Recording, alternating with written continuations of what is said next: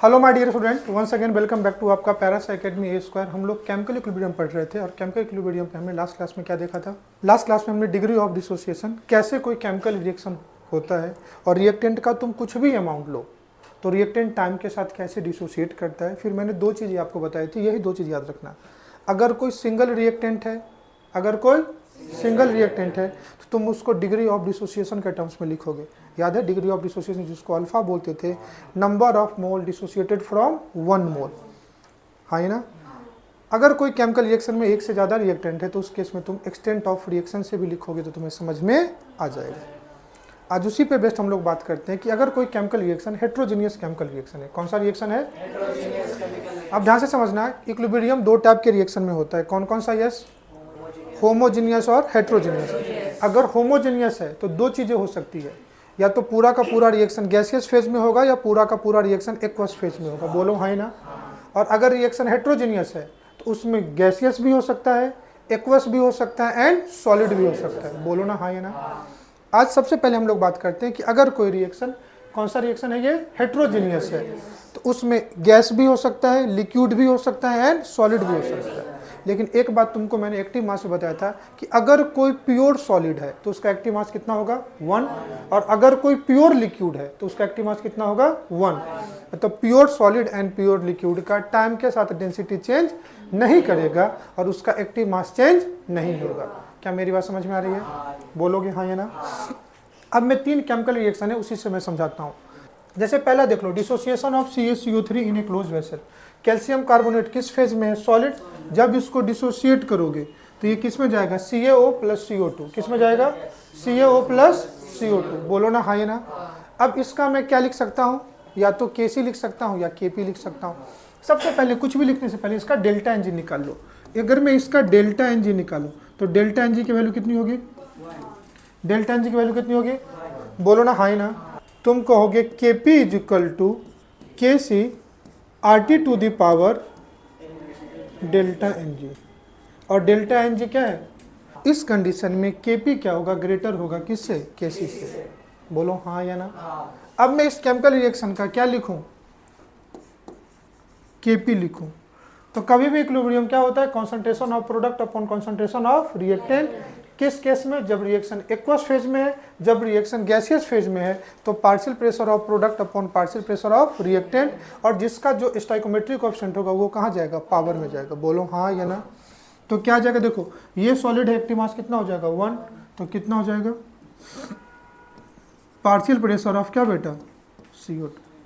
क्या यही होगा कि नहीं होगा? क्या मेरी बात समझ में आ रही है? अगर मैं इसका Kc लिख दूं, कितना लिख दूं? Kc। तो concentration of product upon concentration of reactant, तो क्या हो जाएगा?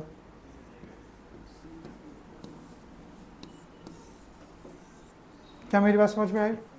बोलो ना, ऐसे ही लिखोगे ना। सेकेंड रिएक्शन है H2O gives H2 plus O2, यही ना। H2O किस फॉर्म में होता है? Liquid, pure liquid. Active mass कितना? 1। बोलो है ना। अगर मैं इसका Kp लिखूं तो प्रोडक्ट साइड, ये भी गैस है, प्रोडक्ट साइड क्या है? ये भी गैस है। बोलो हाँ है ना। तो क्या हो जाएगा? पार्शियल प्रेशर ऑफ H2 का क्या बेटा? Whole square into partial pressure of. क्या मेरी बात समझ में आ रही है? कोई दिक्कत? अपॉन लिक्विड है तो क्या लेंगे? क्या नहीं। और अगर मैं इसका Kc लिखता तो कॉन्सेंट्रेशन ऑफ H2 का होल स्क्वायर इनटू O2 का क्या बेटा? Whole square. बोलो ना हाँ ना। थर्ड रिएक्शन इसका बताओ। Fe क्या है? सॉलिड है। H2O गैसियस फेज में रिएक्ट कर रहा है। Fe3O4 सॉलिड मिल रहा है, प्लस H2 क्या मिल रहा है? गैस मिल रहा है। तो इस केस में गैस कौन कौन सा है? दिस वाला है, ये वाला है, ये वाला। अगर मैं इसका Kp लिखूं, Kp क्या है? कहोगे equilibrium constant in terms of pressure, तो क्या आ जाएगा? Partial pressure of H2, stoichiometry कितना है? 4। तो पावर कितना जाएगा? 4 अपॉन, इधर देखो, partial pressure of H2 upon power कितना? 4। क्या मेरी बात समझ में आई? बोलो ना हाँ या ना। कोई दिक्कत? लिख लोगे? बस मैं तुमको यही कल की क्लास में सिखाया भी था कि किसी भी केमिकल रिएक्शन का डिसोसिएशन किस टाइप से कराओगे। अब इसी पे बेस्ट कुछ क्वेश्चन कराता हूँ, फिर सिलेबस को आगे बढ़ाऊंगा। पहला क्वेश्चन कह रहा है, जितना हमने सीखा है उसी पे सॉल्व हो जाएगा question. N2O4 gives 2NO। N2O4 भी गैस के फॉर्म में है, 2NO भी किस फॉर्म में है, गैस के फॉर्म में। The given reaction is started with 5 mole of N2O4 at equilibrium. Mole of NO2 are found to be double that of N2O4। कह रहा है तुमने इस रिएक्शन को 5 मोल ऑफ N2O4 से स्टार्ट किया। मैं रिएक्शन लिख करके समझाता हूं। N2O4 गिव्स क्या, 2 मॉलिक्यूल ऑफ क्या, 5 मोल। तो T इक्वल टू 0 पे इसके कितने मोल है, तो रिएक्शन को कितने मोल से स्टार्ट कर रहे हो, 5 मोल से। तो T इक्वल टू 0 पे N2O4 के कितने मोल, 5 मोल। उस टाइम में NO2 कितने होंगे, 0। At equilibrium mole of NO2 are found to be double that N2O4। जब ये reaction T equal to T equilibrium पे आ गया, कहाँ पे आ गया, T इक्वल टू, तो कह रहा है NO2 का जो मोल होगा वो N2O4 के जस्ट क्या होगा, डबल होगा। क्या कुछ गलत कह रहा हूँ, बोलो ना, हाँ ना। समझो इससे x मोल डिसोसिएट कर गया, कितना मोल डिसोसिएट किया, x। तो बचेगा कितना, 5 माइनस एक्स। x क्या था, डिसोसिएटेड अमाउंट था। क्या मेरी बात समझ में आया, कोई दिक्कत नहीं। अब इसके 1 मोल से इसके कितने मोल बन रहे हैं, 2। तो ये कितना डिसोसिएट किया, x, तो ये कितना बनेगा, 2x। इसके 5 मोल थे, हमने एज्यूम कर लिया इसका एक्सटेंट ऑफ रिएक्शन x था। तो 5 मोल से कितने डिसोसिएट करें, x, तो बचेगा कितना, 5 माइनस एक्स। इसके 1 मोल से इसके 2 मोल, तो x से कितना मिलेगा, 2x। अब इक्विलिब्रियम पे एक कंडीशन दिया हुआ है। क्या कंडीशन दिया हुआ है तुमको, कह रहा है at equilibrium mole of NO2 is found to be double of N2O4। NO2 का जितने मोल बनेंगे वो N2O4 के जस्ट क्या होंगे, डबल। बोलो, तो मैं लिख सकता हूं ना, eight equilibrium mole of NO2 is 2 times of mole of N2O4। ये कंडीशन तुमको क्वेश्चन में दिया हुआ है।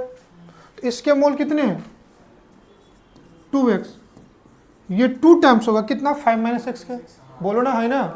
तो equal to 2 times of 5 minus x. क्या कुछ गलत कह रहा हूँ, इससे निकाल लोगे, 5 2 जा 10 माइनस 2x, माइनस 2x इधर आ जाएगा। तो 2x और 2x कितना बेटा, 4x। तो 4x की वैल्यू कितनी हो जाएगी, 10।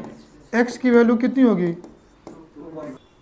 x की वैल्यू कितनी होगी, 2.5। क्या मैं गलत कह रहा हूँ कुछ, अरे हाँ ना, तो बोल रहे। इसका तो x की वैल्यू कितनी आ गई, 2.5। तो वैल्यू पुट कर दूं, अगर x की वैल्यू 2.5 है तो ये कितना हो जाएगा, 5 माइनस 2.5। तो कितना हो गया, इक्विलिब्रियम पे N2O4 कितना बचेगा, 2.5। और इसके कितने मोल होंगे, 2 इंटू 2.5 मतलब कितने। अब ये स्टार्टिंग में ये क्या दिए हुए थे, मोल्स दिए हुए थे। और रिएक्शन जब भी होगा तो किसके टर्म्स में होगा, मोल के टर्म्स में। एक बात बहुत याद रखना, रिएक्शन जब भी होगा तो किसके टर्म्स में, मोल के टर्म्स में। अब तुम इसका क्या पूछा है तुमसे, केसी। क्या पूछा है, तो अगर मैं इसका केसी निकालूं, इस रिएक्शन का केसी लिखूं, तो concentration of product upon concentration of, तो प्रोडक्ट क्या है, NO2, स्टोइचियोमेट्री कितना, 2 अपॉन, क्या कुछ गलत कह रहा हूं, हाँ ना, तो बोल। अब याद रखना, रिएक्शन कराते किसके टर्म्स में है, मोल के टर्म्स में। और यहाँ क्या पुट करना होता है, कॉन्सेंट्रेशन। तो तुम्हें मोल को क्या करना पड़ेगा, वॉल्यूम से डिवाइड करना पड़ेगा।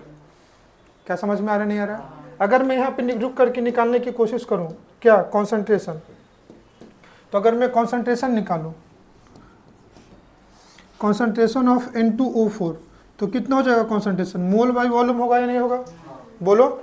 मोल कितना, मोल कितना, 2.5। अब देखो वॉल्यूम कितना है, 500 ml। कॉन्सेंट्रेशन में mole upon volume of solution किस में आ जाता है, litre. Mole upon volume of solution, बोलो। तो यहाँ पे क्या करना पड़ेगा, लीटर लेना पड़ेगा। क्या कुछ गलत कह रहा हूँ, तो कितना होगा, 500 अपॉन 1000, समझना। और अगर मोल ऑफ, अगर कॉन्सेंट्रेशन ऑफ में NO2 निकालूं, तो ये कितना हो जाएगा, 5/V। बोलो, है ना। तो अपन क्या करते हैं कि इसको 5/V के टर्म्स रहते हैं, बाद में वॉल्यूम को पुट कर देंगे। बाद में क्या करेंगे, वॉल्यूम को पुट कर देंगे। अभी ऐसे ही रखते हैं। कई बार वॉल्यूम कैंसिल भी तो होगा ना। तो क्या करना, ध्यान से देख, NO2 का मोल कितना है, NO2 का 5/v का स्क्वायर अपॉन नीचे में 2.5, बोलो ऊपर 1/v का स्क्वायर नीचे 1/v, कैंसिल हुआ या नहीं हुआ, बोलो। तो आंसर कितना आएगा, ध्यान से समझना, इतना कितना जाएगा, ध्यान से देखना, 25/v स्क्वायर अपॉन 2.5v, ये v से ये v का क्या बेटा स्क्वायर, तो नीचे में v आया तो कितना आया 25/2.5 इंटू v। क्या कुछ गलत कह रहा हूँ, बोलो ना। अब ध्यान से देखो, ये डेसिमल हटाओगे तो ऊपर 10 से मल्टीप्लाई होगा तो कितना जाएगा 10/v, कितना जाएगा 10/v आएगा। अब v की वैल्यू पुट कर दूं तो v की वैल्यू कितनी होगी, ध्यान से देखना, 500 ml, लीटर में लाना पड़ेगा तो 500 ml अपॉन कितना बेटा 1000, 1/2, और इस 500 ml को लीटर में लाओगे तो कितना होगा 500/1000 कितना, मतलब 0.5। क्या मेरी बात समझ में आ रही है, तो कितना आ जाएगा बेटा 10/0, 10 ऊपर चला जाएगा तो सीधा सीधा कितना 20। हर एक बच्चों को समझ में आए। PCl5 gives into PCl3 plus Cl2 given reaction started with certain quantity of PCl5। ये रिएक्शन कुछ क्वांटिटी ऑफ PCl5 से स्टार्ट हो रहा है, तो उसका अमाउंट x पकड़ लो, A0 कुछ भी पकड़ लेंगे। The mole fraction formed of Cl2 at equilibrium is 0.25 and the pressure of the equilibrium mixture is 4 atmosphere। Determine partial pressure of PCl3 at equilibrium। Question समझ में आया। ये PCl5 को है रिएक्शन किस में डिसोसिएट कर रहा है, PCl3 प्लस क्या बेटा Cl2 गैस में, तीनों गैसियस फेज में, तीनों किस फेज में है, तो पहले इसके फेज को लिख लेते हैं, ये भी गैस है, ये भी गैस है, ये भी गैस है। क्या कुछ गलत कह रहा हूँ, कह रहा है T = 0 पे, T = PCl5 का कुछ अमाउंट तो होगा, हम इसको A0 ले लेते हैं हमेशा की तरह, तो ये कितना होगा 0 0। क्या कुछ गलत कह रहा हूँ। दूसरा T = T इक्विलिब्रियम पे, अब इसके कुछ अमाउंट डिसोसिएट करे होंगे तो हमने x करा देता हूँ, तो कितना हो जाएगा, ये कितने मिलेंगे, देखो हमेशा प्रोडक्ट कितने मिलेंगे वो रिएक्टेंट के स्टोइकियोमेट्री से डिसाइड होता है। इसके एक मोल से एक मोल मिल रहा है तो x से कितने मिल रहे होंगे, x से कितने मिल रहे होंगे x। क्या मैं गलत कह रहा हूँ, बोलो ना, हाँ ना। अब रिएक्शन को ध्यान से समझना शॉर्टकट, क्या PCl3 एंड Cl2 का स्टोइकियोमेट्री 1 इक्वल है, इसका भी 1 इसका भी 1 है, तो जितना मोल इसके मिलेंगे उतना मोल इतना ही मिलेंगे। तो अगर दोनों के मोल इक्वल होंगे तो दोनों के मोल फ्रैक्शन इक्वल नहीं होंगे। क्या मैं गलत कह रहा हूँ। अगर तुमको वैसे नहीं समझ में आया तो देखो फिर तुमको पूरा काम लिखना पड़ेगा। अब इक्विलिब्रियम पे टोटल मोल कितने हो गए, यही हो गया ना टोटल मोल, टोटल मोल कितने होंगे बताओ, सबको ऐड कर दो तो A0 + x आएंगे। अरे A0 - x + x + x, एक x से एक x कैंसिल हुआ, A0 + x। बोलो इक्विलिब्रियम पे तुमको मोल फ्रैक्शन दिया हुआ है Cl2 का 0.25, तो अगर मैं मोल फ्रैक्शन ऑफ Cl2 लिखूं तो Cl2 का मोल कितना x अपॉन टोटल मोल कितना x की वैल्यू कितनी दे रखी है 0.25। क्या मैं गलत कह रहा हूं, नहीं। और मोल फ्रैक्शन ऑफ PCl3 निकाल लो, PCl3 का मोल कितना है x अपॉन कितना, देखो दोनों का मोल फ्रैक्शन इक्वल है, तो हमेशा मैं तुमको मोल कॉन्सेप्ट में ही कहा था कि अगर दो स्पीशीज का मोल इक्वल है तो mole fraction must be equal. क्या कुछ गलत कह रहा हूँ, तो इसके मोल फ्रैक्शन कितने होंगे 0.25। बोलो ना, हाँ ना, कोई दिक्कत। तो अगर मोल फ्रैक्शन इक्वल है, मोल इक्वल है तो मोल फ्रैक्शन इक्वल, तो तुमको रिएक्शन देख के ही समझ में आता है कि Cl2 का मोल फ्रैक्शन 0.25 है तो PCl3 का भी कितना होगा।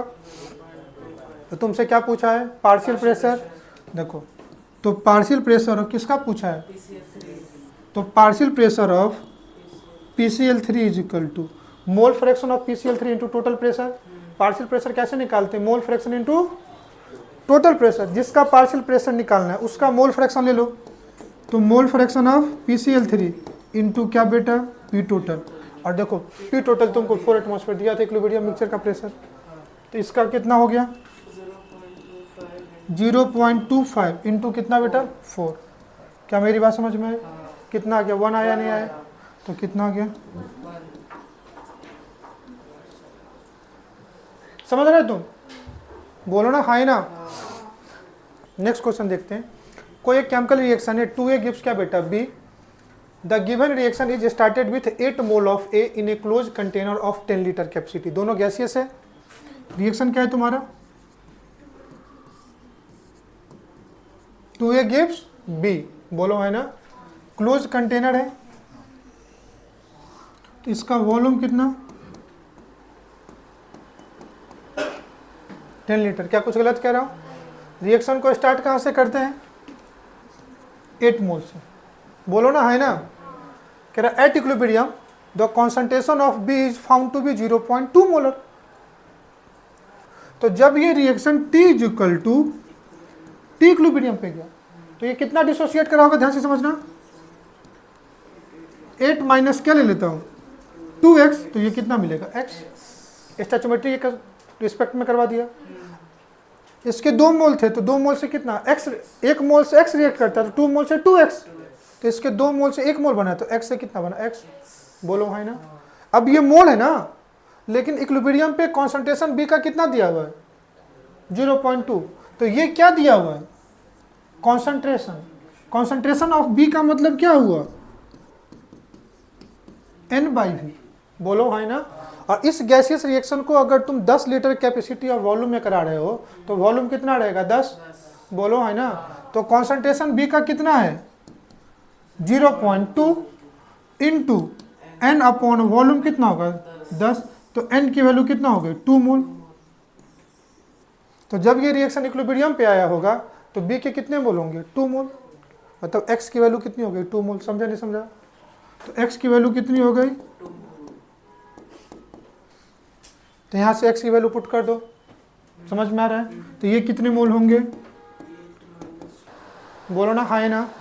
तो इक्विलिब्रियम पे अपने को A का भी मोल पता चल गया, इक्विलिब्रियम पे अपने को B का भी मोल पता चल गया, इसमें कोई दिक्कत, कहना नहीं। पहला क्या पूछा है, डिग्री ऑफ डिसोसिएशन क्या था, number of mole dissociated from 1 मोल, बोलो ना। तो हमने कितना लिया था, 8 मोल, 8 मोल से कितना डिसोसिएट किया, 4 मोल बचा, तो डिसोसिएट कितना करा होगा, 4 मोल। तो 8 मोल से कितना डिसोसिएट किया, 4 मोल, तो 1 मोल से कितना होगा, 1/2। पहला पूछा है degree of dissociation alpha is equal to x/a, तो डिसोसिएटेड अमाउंट x की वैल्यू कितनी है, यहाँ पे 2x डिसोसिएट करा ना बेटा, तो कितना हो गया, 4/8, कितना, 1/2, 0.5। दूसरा तुमसे पूछा है total mole of equilibrium mixture, तो ये कितने मोल, 4, ये कितने मोल, 2, तो इक्विलिब्रियम पे टोटल मोल कितने होंगे, 6 मोल, बोलो ना हाई ना। Mole of A plus mole of क्या बेटा, B, तो इक्विलिब्रियम पे इसके मोल कितने, 4, इसके मोल 2, कितने बेटा। तीसरा क्या पूछा है, Kc लिखना है, तो क्या लिखेंगे, concentration of B upon concentration of to the power their stoichiometry. अब B का कॉन्सेंट्रेशन कितना था, 0.2 मोल, अरे 2/10 करोगे ना, अरे वॉल्यूम से तो डिवाइड करोगे, तो ये कितना हो जाएगा, 2/10, और A के कितने मोल है, 4, तो कितना हो जाएगा, 4/10 का स्क्वायर। क्या कुछ गलत कह रहा हो, तो कितना हो जाएगा, ये कितना है, 0.2, ये कितना, अब सही है, कोई दिक्कत नहीं। तो इसको क्या लिख सकता हूँ, 0.2 अपॉन 0.4 इंटू 0.4, एक डेसिमल से एक डेसिमल खत्म हुआ, 2 1 जा 2, 2 2 जा 4 हुआ, इसके डेसिमल का 10 ऊपर जाएगा, तो कितना आ जाएगा, 10 अपॉन 2 इंटू 4, 5/4 आया। क्या मेरी बात समझ में आई, यहाँ तक समझ में आया, यहाँ तक तुमको समझ में आया कैसे निकालना है, रिएक्टेंट टू प्रोडक्ट करवा लोगे, बोलो ना है ना। चलो अब इसी का मैं नेक्स्ट पार्ट तुमको दिखा देता हूँ, है application of law of mass action, जो हमने पढ़ा था, जो डिसोसिएशन एसोसिएशन हमने देखा है। डिसोसिएशन का मतलब रिएक्टेंट कितना कंज्यूम होगा, प्रोडक्ट कितना क्या होगा, फॉर्म होगा, किसके साथ, टाइम के साथ। जितना डिसोसिएट करेगा उसी को क्या बोलते हैं, एक्सटेंट ऑफ रिएक्शन, उसी को क्या बोलते हैं, एक्सटेंट ऑफ रिएक्शन, या इसी को क्या बोलते हैं, डिसोसिएशन एक्स। दूसरा, अगर हमने देखा केसी लिखते हैं तो मोल को वॉल्यूम से डिवाइड करते हैं, बोलो, तो वॉल्यूम के साथ रिलेशन। और दूसरा क्या बेटा, अगर केपी लिखेंगे तो पार्शियल प्रेशर के साथ रिलेशन, बोलो ना। तो अपने पास जितने भी केमिकल रिएक्शन होंगे वो कितने टाइप के हो सकते हैं, कहना 3 टाइप के हो सकते हैं। एक वो जिसका डेल्टा एन जी 0 होगा, एक वो जिसका डेल्टा एन जी पॉजिटिव होगा, एक वो जिसका डेल्टा एन जी निगेटिव होगा। 3 टाइप के हो सकते हैं ना। Number of mole of reactant product के इक्वल होंगे, स्मॉलर होंगे एंड क्या होगा, ग्रेटर होगा। डेल्टा एन जी 0 हो सकता है, डेल्टा एन जी ग्रेटर हो सकता है, डेल्टा एन जी क्या होगा, स्मॉलर हो सकता है, बोलो ना, हाँ ही ना। 3 टाइप के रिएक्शन होंगे और तीनों रिएक्शन का केसी और केपी लिख सकते हैं। क्या कुछ गलत कह रहा हूँ, यही लिखा भी है कि टाइप्स ऑफ, अगर होमोजीनियस गैसियस रिएक्शन की अगर मैं बात करूँ, इससे पहले भी किसकी बात कर रहे थे, हेट्रोजीनियस की, अब किसकी बात करें, होमोजीनियस। तो 3 केस बनेंगे, जब डेल्टा एन जी क्या हो जाएगा 0, डेल्टा एन जी क्या हो जाएगा ग्रेटर, डेल्टा एन जी क्या हो जाएगा निगेटिव। और यही 3 केस को हम एक एक करके तुमको पढ़ा देते हैं, डिसोसिएशन, वॉल्यूम एंड प्रेशर के बीच में रिलेशन बना देते हैं। ये कभी भी कोई केमिकल इक्वेशन आएगा तो वहाँ पे तुमको न्यूमेरिकली वैल्यू दिया होगा, तुमको वैल्यू पुट करके निकाल लेना है, जैसे अभी निकाल रहे थे। दूसरा, कई बार तुमको थ्योरेटिकल क्वेश्चन दे देता है कि कोई केमिकल रिएक्शन है, प्रेशर बढ़ाएंगे तो बताओ डिसोसिएशन पे क्या फर्क पड़ेगा, तो एक्स और पी का रिलेशन आना चाहिए। थ्योरेटिकल क्वेश्चन ज़्यादा मिलेंगे, न्यूमेरिकल मिलेगा तो मैं ऐसे एज्यूम करके बता रहा हूँ, तुम उसको सॉल्व कर लोगे।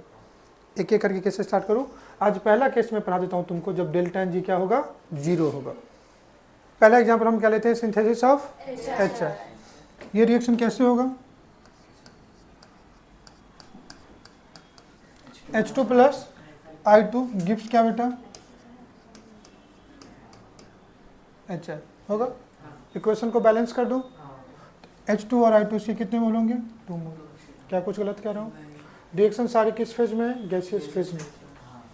इसके भी कितने गैस, ये भी कितना गैस, ये भी कितना, कोई दिक्कत। अब केमिकल रिएक्शन कराने के लिए ए एंड बी के, मतलब H2 और I2 के कुछ मोल लेने पड़ेंगे।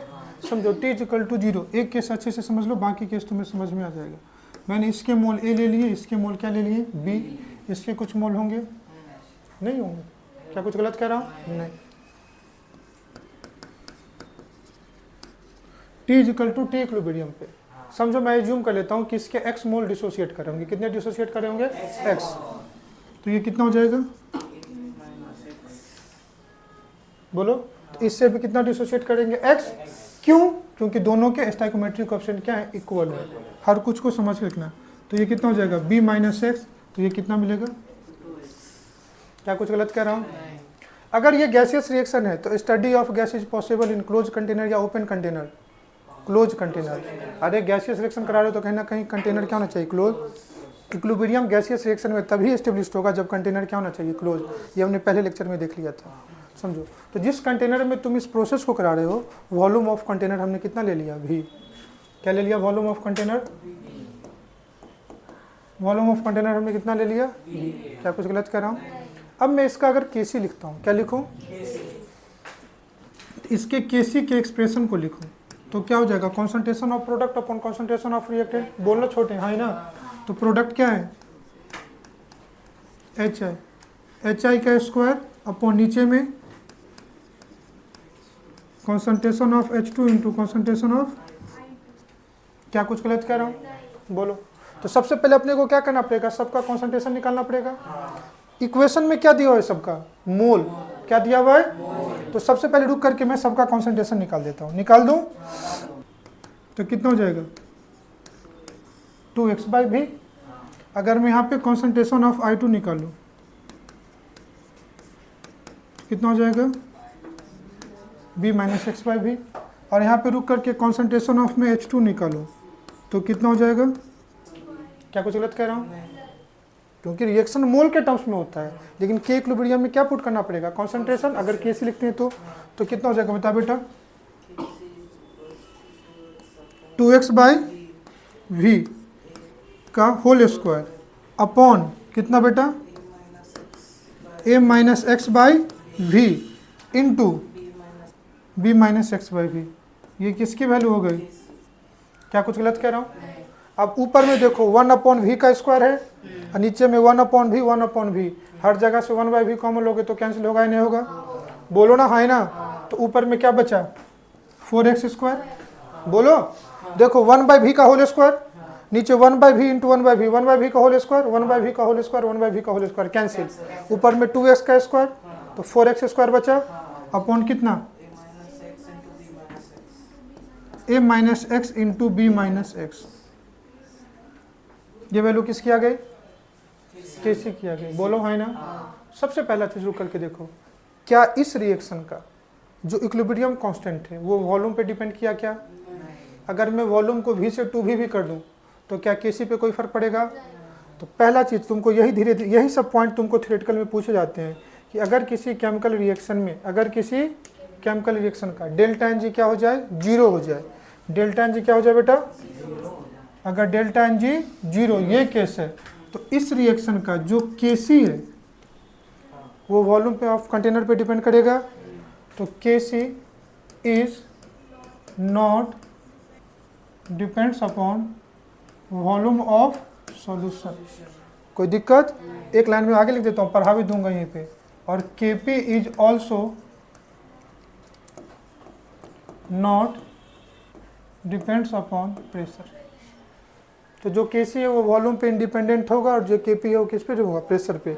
एक तो मैं तुमको दिखा दिया, बाकी मैं तुमको आगे दिखा रहा हूँ, तुम समझ जाओगे। अब रिएक्शन को थोड़ा सिंप्लीफाई करते हैं। मान लो मैंने ए और बी का कॉन्सेंट्रेशन कितना ले लिया, 1। Let us assume concentration of A और बी कितना ले लिया। एक केस समझा देता हूँ, concentration of A equal to B equal to कितना ले लूँ, 1। तो कितना हो जाएगा बताइए वैल्यू, केसी की वैल्यू 4x² अपॉन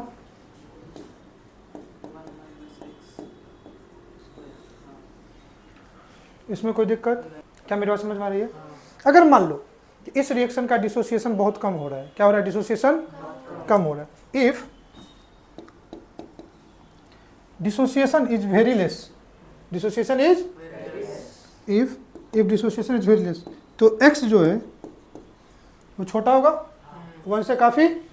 तो अगर छोटी वैल्यू है तो 1 minus x is approx to कितना, 1, बोलो है ना। तो 1 माइनस एक्स अप्रॉक्स टू कितना, 1, और 1 का स्क्वायर कितना, 1, बोलो ना, है ना।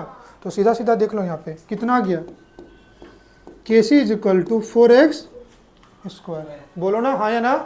तो जब इसको तुम अगर ऐसे लिखोगे तो क्या आएगा बता, x is equal to Kc by 4। तो जब इसको तुम लिखोगे तो extent of reaction x is equal to क्या बेटा, स्क्वायर रूट, बोलो ना, हाँ ना। तो सीधा सीधा तुम्हें क्या समझ में आया कि इस रिएक्शन का जो डिग्री ऑफ डिसोसिएशन या एक्सटेंट ऑफ रिएक्शन x है, it is directly proportional to K C. बोलो क्या इसमें वॉल्यूम आ रहा है क्या। अभी देखो थोड़ा देर पहले देखा है कि केसी पे देखो वॉल्यूम पे डिपेंड कर रहा है, केसी कर रहा है क्या। चूंकि जब केसी देखो केसी वॉल्यूम पे डिपेंड नहीं कर रहा है, नीचे में क्या है 4 कांस्टेंट है। तो अगर किसी रिएक्शन का केसी वॉल्यूम पे डिपेंड नहीं करेगा तो क्या एक्स वॉल्यूम पे डिपेंड करेगा क्या, नहीं। दैट मीन्स वैसा कोई केमिकल रिएक्शन जिसका डेल्टा एन जी 0 हो, आज से यही रूल पढ़ना है। तो उस रिएक्शन का जो एक्सटेंट ऑफ रिएक्शन है या डिग्री ऑफ डिसोसिएशन है वो कभी भी वॉल्यूम पे डिपेंड, बोलो ना, हाँ ना। तो एक लाइन लिख करके यहाँ पे अपने को लिखना पड़ेगा समरी पे कि इसका केसी अगर डिपेंड नहीं कर रहा है, दैट मीन्स इस रिएक्शन का जो एक्स है, एक्स क्या है, डिसोसिएशन, ये क्या होगा, वॉल्यूम एंड प्रेशर से इंडिपेंडेंट होगा, is not depend on volume and क्या बेटा, प्रेशर। यही इतना ही पढ़ाने के लिए मैं तुमको ये लाया था। बाकी रिएक्शन आएगा तो रिएक्शन तो तुम कर लोगे ना कि रिएक्शन कैसे करना है, कोई दिक्कत, अरे हाँ ना तो बोल। तो यहाँ पे नोट करने वाली या समझने वाली बात क्या है कि वैसा कोई केमिकल रिएक्शन जिसका डेल्टा एन जी क्या है, 0 है, उस रिएक्शन का जो केसी है या इक्विलिब्रियम कांस्टेंट है वो कभी भी वॉल्यूम ऑफ कंटेनर पे डिपेंड नहीं करेगा, और जो एक्सटेंट ऑफ रिएक्शन है या डिसोसिएशन है वो भी उसके वॉल्यूम पे डिपेंड नहीं करेगा। और x और केसी के बीच में रिलेशन क्या आया कि x is directly proportional to square root of K C, बोलो हाँ ना। और ये भी कह सकते हैं x is directly proportional to volume to the power कितना, 0, बोलो वॉल्यूम से इंडिपेंडेंट होगा। अब इसी रिएक्शन का हम देख ले केपी, क्या देख ले, वापस से रिएक्शन लिख के करा देता हूँ। रिएक्शन क्या था, T इक्वल टू 0, इस पे कितना A B कुछ नहीं मिलेगा, T इक्वल टू T कितना बेटा A minus x B minus x कितना, बोलो समझ में आ रहा है। अब मान लेता हूँ वहाँ पे क्या मान लिया था हमने कि ये जो कंटेनर लिया है उसका कुछ ना कुछ वॉल्यूम होगा। अगर मैं इसका केपी लिखता हूँ तो एज्यूम करना पड़ेगा कुछ ना कुछ प्रेशर होगा, बोलो है ना। तो कह रहा है एट इक्विलिब्रियम, यहाँ पे मैं ले लेता हूँ at equilibrium pressure inside the container is P। Equilibrium पे प्रेशर कितना है, क्या मेरी बात समझ में आ रही है, बोलो है ना। इक्विलिब्रियम पे टोटल मोल कितने हो गए, इक्विलिब्रियम पे टोटल मोल कितने हो गए, यही होगा total mole. Total mole at equilibrium कितना हो गया, ध्यान से देख, A minus x plus B minus x plus कितना बेटा 2x, तो ये सीधा सीधा कितना आ गया A प्लस B। क्या कोई दिक्कत। अगर तुम इसका क्या लिखना चाहते हो KP, चलो मैं एक्सप्रेशन लिख करके पहले दिखाता हूँ। अगर तुम इसका KP लिखना चाहते हो तो KP क्या हो जाएगा, सबका पार्शियल प्रेशर लोगे तो क्या आ जाएगा, पार्शियल प्रेशर ऑफ HI का square upon into partial pressure of, बोलो है ना। अब तुमको सबसे पहले क्या निकालना पड़ेगा, पार्शियल प्रेशर। और तुम जानते हो पार्शियल प्रेशर का फॉर्मूला क्या होता है, मोल फ्रैक्शन इनटू क्या बेटा P टोटल। ये x मोल फ्रैक्शन है, तो पहले मुझे क्या निकालना पड़ेगा, सबका मोल फ्रैक्शन। चलो तो चलो रुक करके हम लोग क्या करते हैं, एक एक करके सबका पार्शियल प्रेशर निकालते हैं। क्या निकाल लूँ, तो सबसे अगर पहले मैं पार्शियल प्रेशर ऑफ HI निकाल लूँ, क्या निकाल लूँ, HI का पार्शियल प्रेशर। तो HI का क्या लेना पड़ेगा, मोल फ्रैक्शन। HI का मोल फ्रैक्शन निकालने के लिए उसका मोल कितना 2x अपॉन टोटल मोल, ये मोल फ्रैक्शन हो गया, इनटू टोटल प्रेशर हमने कितना जूम किया है P, तो मल्टीप्लाई बाई कितना P। क्या कुछ गलत कर रहा हूँ। अगर मैं पार्शियल प्रेशर ऑफ H2 निकालता हूँ, क्या निकालता हूँ पार्शियल प्रेशर, तो H2 का कितना A minus x A plus x into क्या बेटा P। क्या कुछ गलत कह रहा हूँ।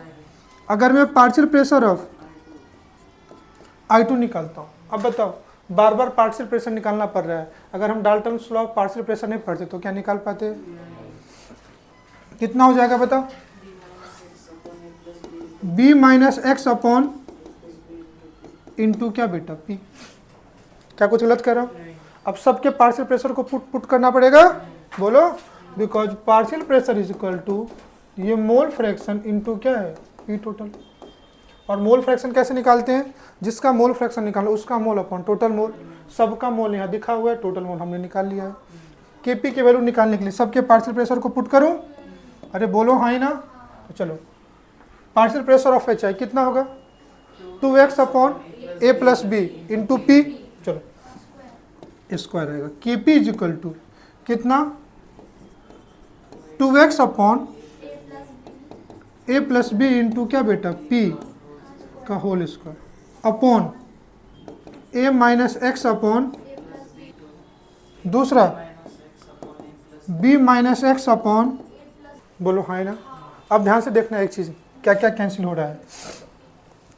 ऊपर P का स्क्वायर, नीचे P into P, P into P, P square, ऊपर भी P स्क्वायर, नीचे भी P स्क्वायर। बोलो P कैंसिल यहाँ हुआ नहीं हुआ, देखो KP से P निकल गया, मतलब इसका जो इक्विलिब्रियम कांस्टेंट है KP वो P पे डिपेंड नहीं कर रहा है। यह बात हम लोग बहुत पहले लिख चुके हैं, KP is not depend upon P। बोलो ना हाँ ना, कोई दिक्कत। अब लिखो वैल्यू कितना होगा, और देखो और भी कुछ कैंसिल हो रहा है क्या, देखो देखो ऊपर में A 1 upon A plus B का स्क्वायर, यहाँ भी 1 प्लस बी, वहाँ पे 1 प्लस बी। बोलो कैंसिल हुआ नहीं हुआ, क्या कुछ गलत कह रहा हूँ, नहीं। तुम कहोगे सर यहाँ लिखता हूँ इसको KP की वैल्यू। अब तुम वीडियो देखोगे तभी तुमको समझ में आएगा कि मैंने किसके बाद क्या निकाला है। और तुम PDF लिखते हो तो तुम एक जैसा छाप देते हो, तुम समझ नहीं आता है। समझ में आ रहा है, तो यहाँ का पॉइंट यहाँ लिख रहा हूँ KP इक्वल टू, ऊपर में क्या बचा 2x का स्क्वायर, बोलो हाँ ना, कितना बेटा 4x²।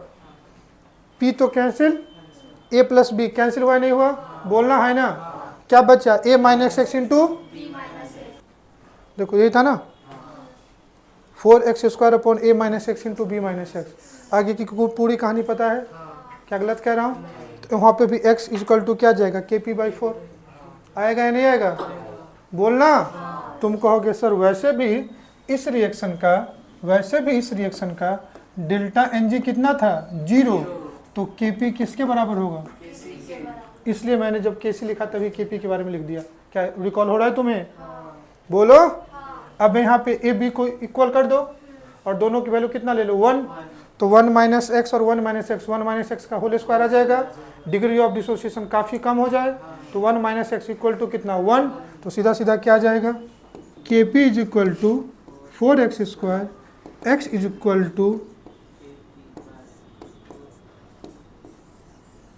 क्या मेरी बात समझ में आया, ये किस कंडीशन पे आया है, जब ए बी के इक्वल हो, ए बी के और डिसोसिएटेड अमाउंट वेरी लेस हो, बोलो ना। तो इसका कंडीशन भी लिख देता हूँ, फिर बाद में तुम कहोगे कि सर ये आया कहाँ से, ये आया when a equal to B equal to 1 और x is very less with respect to 1। क्या मेरी बात समझ में आई, बोलो ना, समझने वाली बात क्या आई। अब इन दोनों इस केस को पढ़ने वाली बात क्या आई, क्या समझ में आया कि अगर कोई फॉर ए केमिकल इक्वेशन, कोई भी केमिकल इक्वेशन हो, अगर उसका डेल्टा Ng क्या हो जाए 0, क्या क्या हो सकता है बताओ। तुम कहोगे पहला केस Kp इक्वल होगा Kc के, बोलो हाँ ना। दूसरा case equilibrium constant is not depend upon, क्या बेटा इक्विलिब्रियम कांस्टेंट मतलब मैं दोनों Kc Kp की बात कर रहा हूँ, volume and pressure, not depend upon. एक और चीज़ क्या बताओ कि जो इसका एक्सटेंट ऑफ रिएक्शन होगा या डिसोसिएशन होगा, dissociation is also not depend on volume and, बोलो हाँ ना। और जो इसका एक्सटेंट ऑफ रिएक्शन एक्स है, it is directly proportional to square root of Kp, it is directly proportional to square root of. तो आज की क्लास में हमने क्या देखा कि कभी भी अगर किसी केमिकल रिएक्शन या तो होमोजीनियस हो या तो हेट्रोजीनियस हो, सबसे पहले हमने पढ़ा हेट्रोजीनियस केमिकल रिएक्शन के लिए आप Kc और Kp की वैल्यू कैसे लिखोगे। दोनों के लिए अगर कोई भी रिएक्टेंट या प्रोडक्ट सॉलिड है तो उसके एक्टिव मास को कितना लोगे 1, और अगर कोई प्योर लिक्विड है, अगर कोई प्योर लिक्विड है तो भी उसका एक्टिव मास क्या लोगे 1 लोगे। सिर्फ आप उस कंडीशन में गैसियस को कंसीडर करोगे, बोलो हाँ या ना। और उसके रिस्पेक्ट में आप Kc या Kp निकाल लो, जो मैंने ऑलरेडी कहा। अगर कोई रिएक्शन, जब सबसे ज़्यादा आपको दिक्कत कहाँ पे आएगी, अगर कोई रिएक्शन होमोजीनियस में है, तो होमोजीनियस के टोटल 3 केस बनते हैं, डेल्टा Ng 0 जो आज के लेक्चर में हमने पढ़ा, डेल्टा Ng पॉजिटिव और डेल्टा Ng निगेटिव। उस कंडीशन में आप Kc भी लिख सकते हो और Kp भी लिख सकते हो। फिर अपने को देखना था रिलेशन बिटवीन डिसोसिएशन या extent of reaction x, volume and pressure के बीच में रिलेशन, किसका Kc and Kp volume and pressure पे डिपेंड करेगा या नहीं करेगा। जिसमें आज के लेक्चर में हमने क्या पढ़ा, केस 1 वैसा कोई केमिकल रिएक्शन जिसका डेल्टा Ng क्या हो 0 हो, उस कंडीशन में क्या होगा कि रिएक्शन का जो एक्सटेंट ऑफ रिएक्शन है वो प्रेशर एंड वॉल्यूम पे डिपेंड नहीं करेगा। एक जो एक्सटेंट ऑफ रिएक्शन है वो directly proportional to square root of Kc and क्या होगा Kp होगा, और Kc और Kp वॉल्यूम एंड प्रेशर पे डिपेंड नहीं करेगा। कोई दिक्कत है बेटा? नेक्स्ट क्लास में हम लोग इसी का केस 2 एंड केस 3 कंप्लीट करेंगे। Thanks for today, bye bye and thank you all of you.